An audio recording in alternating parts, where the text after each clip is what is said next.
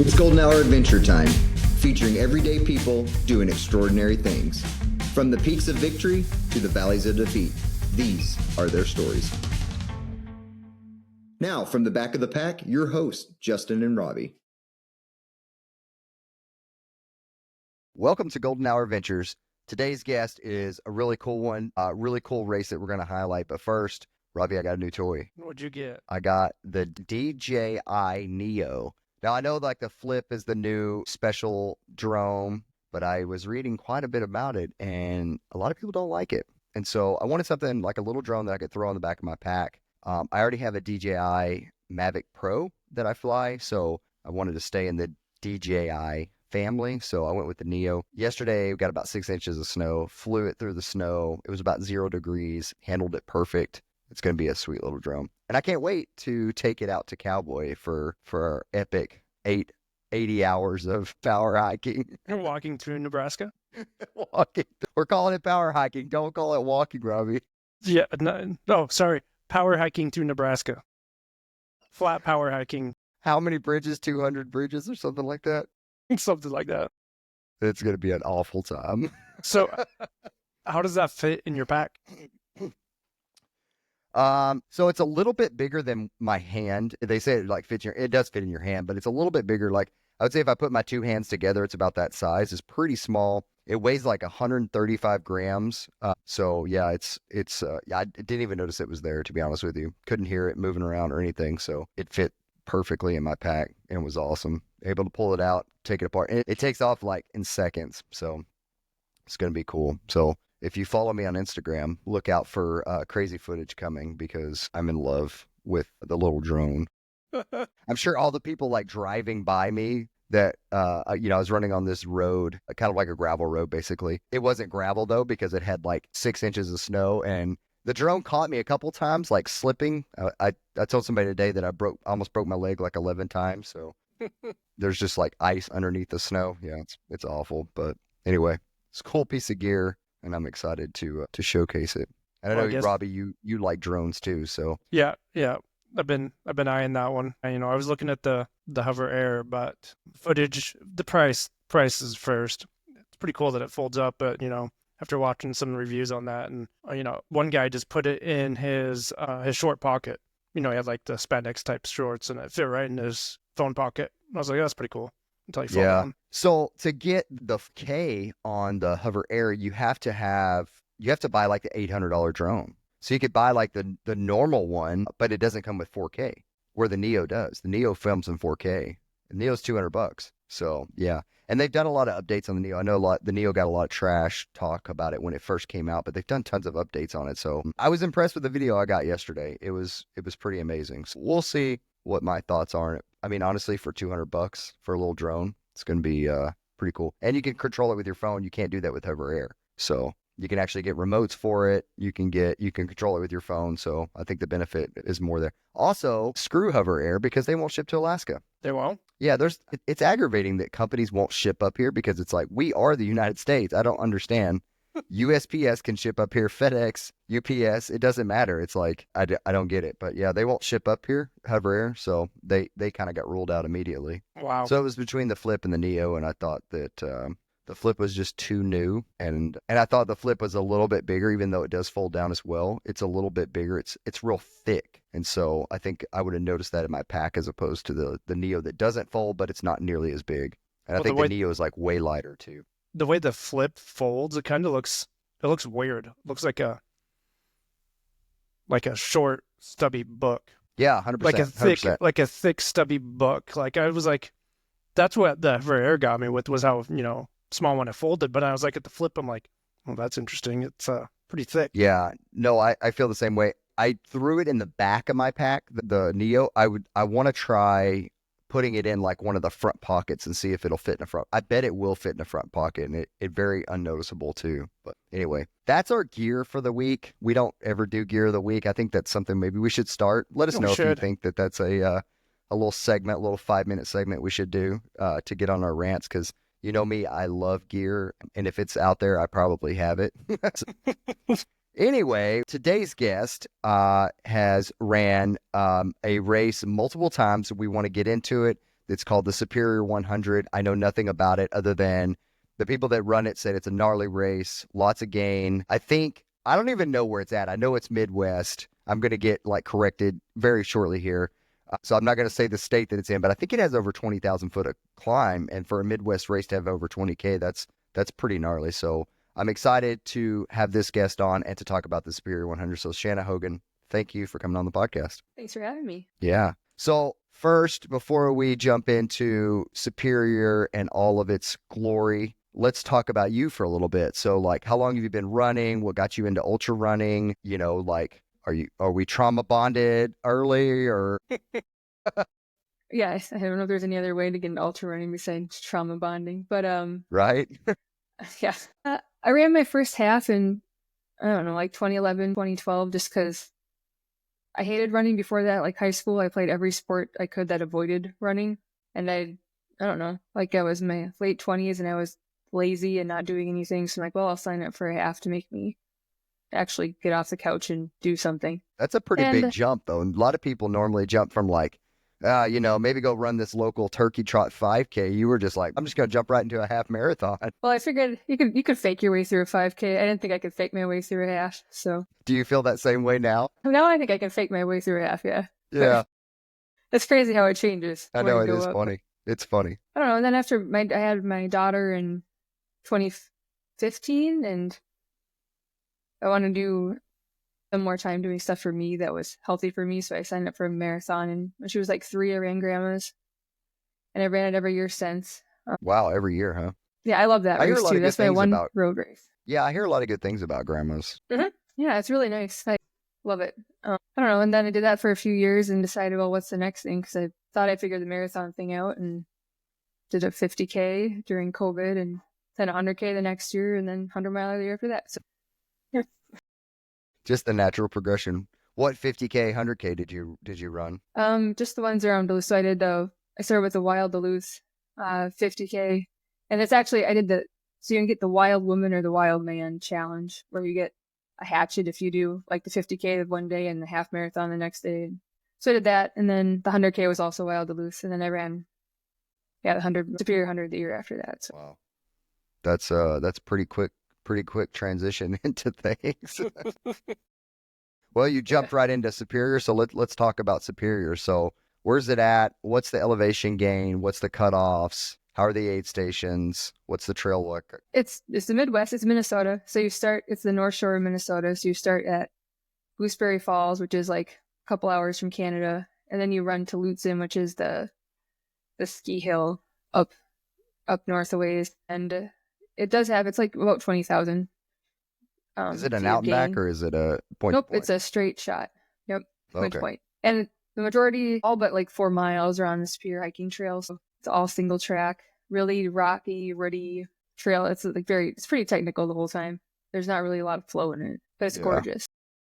How long is the Superior hiking trail? I think it's like 310 miles. Wow. Have you done that? It goes from just south of Duluth, like by Carleton, up to the 270 Outlook, where you can see Canada. Wow. Have you done that? Have you done the whole Superior Trail? No, I've done a bunch. My boyfriend's sister actually set the FKT on it in 2020. She's an elite ultra runner, and she set the FKT on it when everything was closed, like there was no races. So I got to be the crew for that. So I saw a lot of it. That's funny.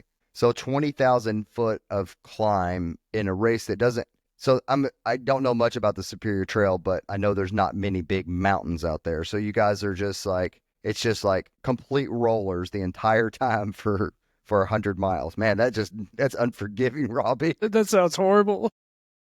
Yeah. Like, what's the longest climb on in that race? I think maybe the biggest hills are like 700 feet.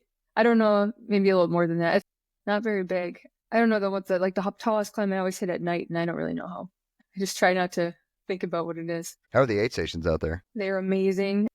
Okay, I have crewed at Western States and been to some of the big races out there, and I think Superior has like the best. You have to like almost have an interview process to get to run the aid station, and they get passed down like it's the same organizations year after year, and amazing food, amazing people. They always have like light setup and music, and I can't even pick a favorite aid station. My daughter asked me this the other day, and they're all incredible. All the What's the what's the best aid station? There's always like one aid station that everybody remembers. What's that one? They have something special they serve, or I don't know, my favorite, I guess at night there's one that crew can't get to, Sanju, and they always have like a string of lights, the strings of lights going in. It's like in the middle of nowhere, and they always have bonfires and hot coffee for the middle of the night. So I don't know, they're all the air stations are super well put together, and they all have different Yeah. foods. Do they That have sounds- real coffee or instant coffee? Real coffee.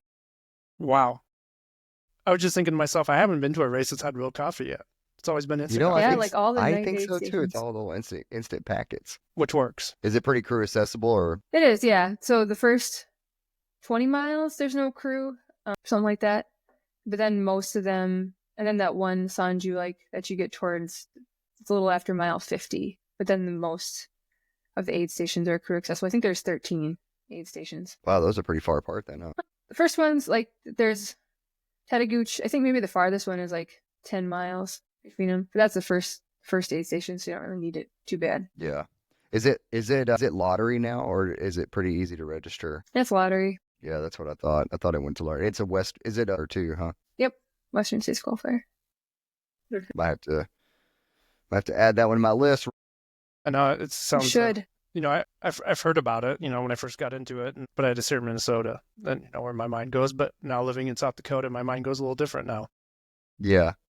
I think Jeff's run Superior a couple times. Yeah, we had someone else. Was it Andy? Yeah, I think Andy's run it a couple times. Is that the one that gives the buckle, or not the buckle, but the belt? The belt, if you win it, You know If you what win I'm it, you talking get about, like like the a wrestlers? giant. like the No. wrestler's belt. No, you get like a giant statue of like the wolf, which is on the belt buckle for Mm. if you win it. I haven't won it, but my coach, obviously not. My coach has won like all their races and has them all up. You get a belt buckle with a wolf on it. Yeah. Yeah, because at the end That you have sounded- to, so you finish and there's this wooden wolf and you have to kiss the wolf. Well, you don't have to, but Oh, you kiss the wolf when you finish the race. that's awesome. What's the cutoff look like? Pretty It's forgiving? 38 or- hours. Wow, you get plenty of time then.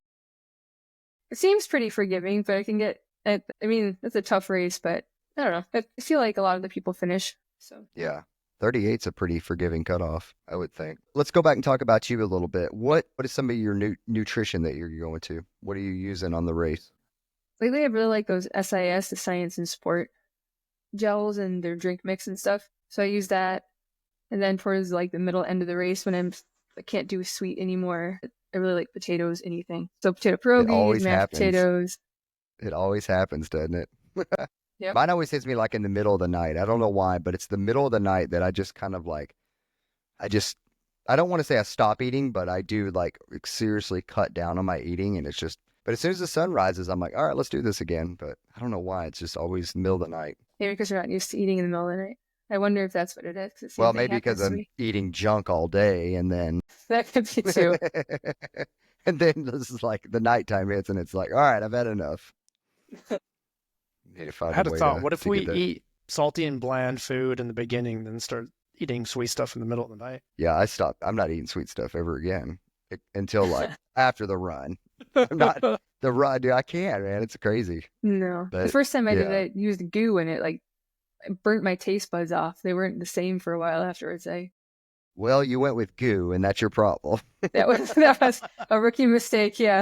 Was it Though I Roctane? do have the goo Roctane, the drink mix, and that stuff's not Mhm. bad. I've No, I tried like that. that. But like it's like sucking their gels are like, I don't know, sucking honey through a straw or something. It's just like I can't with their, oh my God, they're awful. Yeah, they're Do you pretty get do terrible. you get the sweet flavored SISs, or do you get the betas, the ones that really don't have any flavor? I like the betas the best and like the neutral flavor ones. Yeah. I like the raspberry those- too, I guess.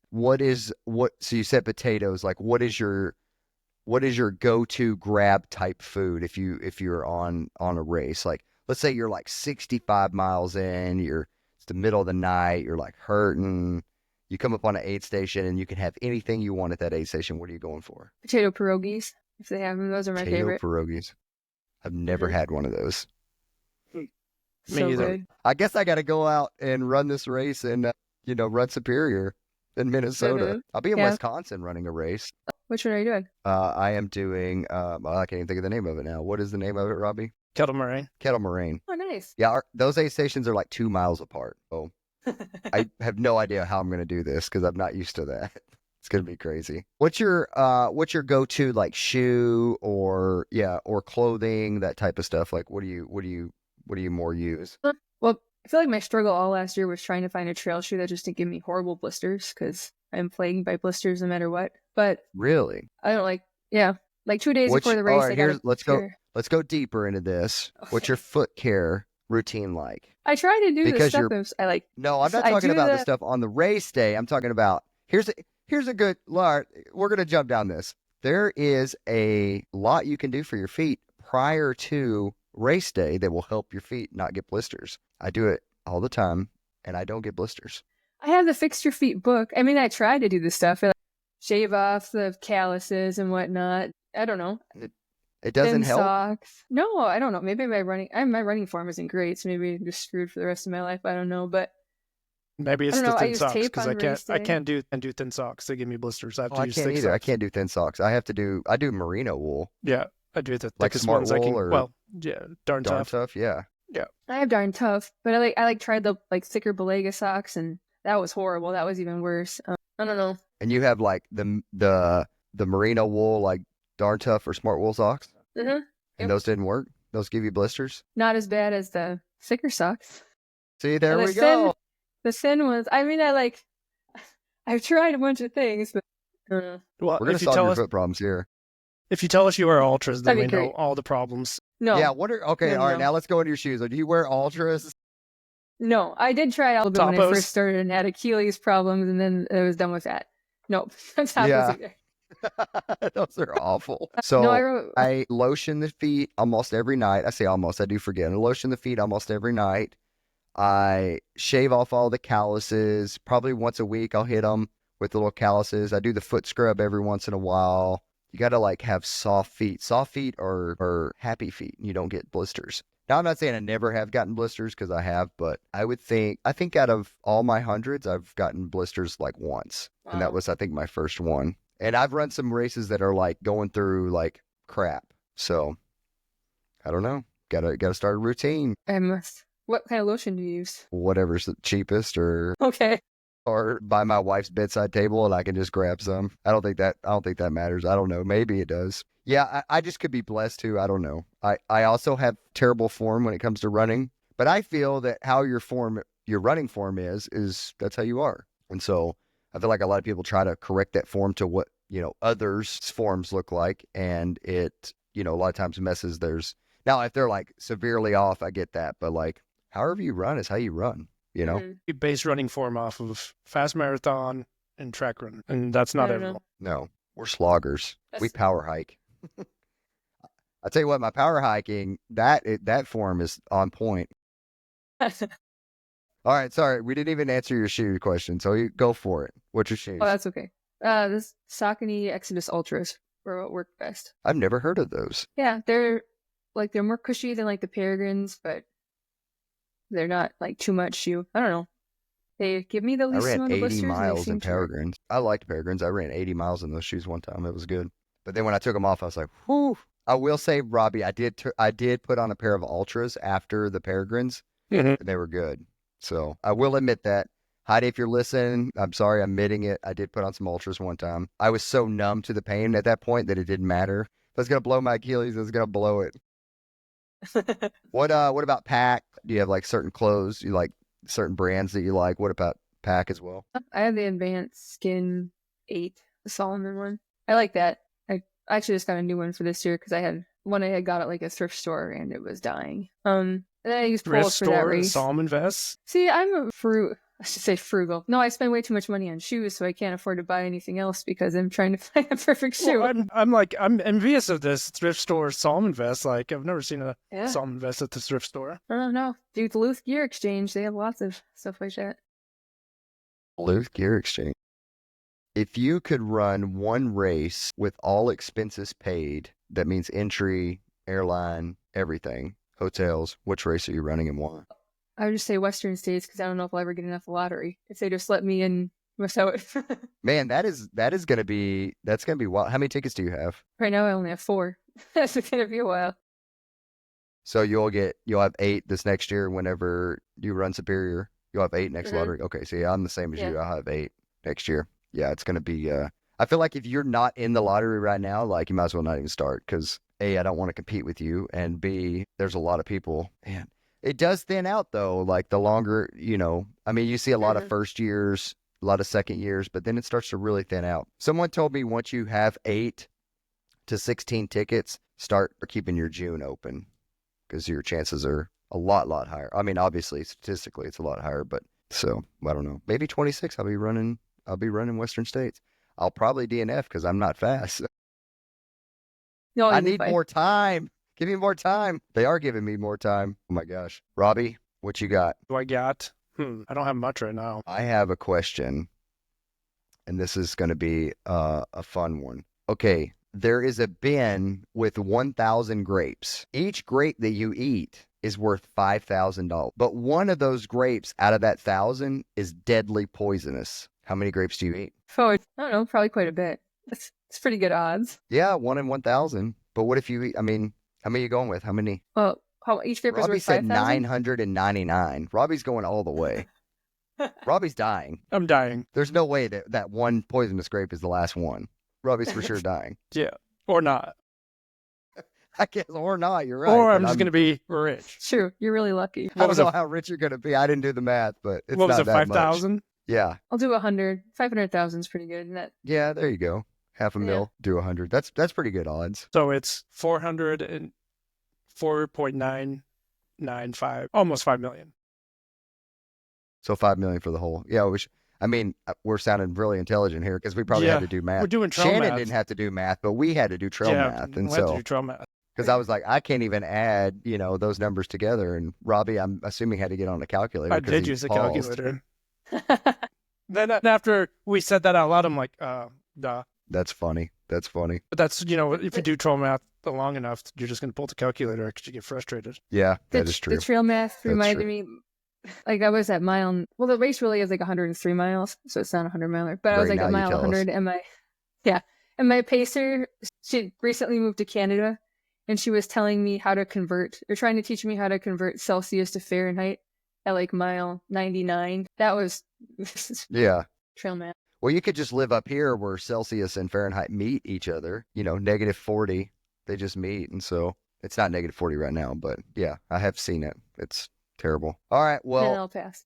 one more question for you. If you could be any dinosaur, what would you be and why? Pachycephalosaurus is the headbutting one. I just think it'd be fun to ram things with. That's a new one. That's a new one. Most people are pterodactyls. So But you're the headbutting one. the headbutting Yeah, one. you can just be aggressive. It's in the your fact nature. that you knew what the name of it was, like you've done your research. If we do dinosaur research projects, I know. Oh my gosh. Are you are you part of Bigger Than the Trail? I see your sweatshirt. You want to tell us what that organization's about? Sure, it's a nonprofit that helps people provide free access to mental health services, and it's like based on running. A lot of people that set it up they're runners and trail runners and things like that, but it's for anybody. So you can just go to their website, and if you need some help getting some mental health services through like BetterHelp and things like that, they can get you access, no questions asked. Now, are you talking to fellow trail runners? Are you talking to, if You're talking to if you're therapists. using the service?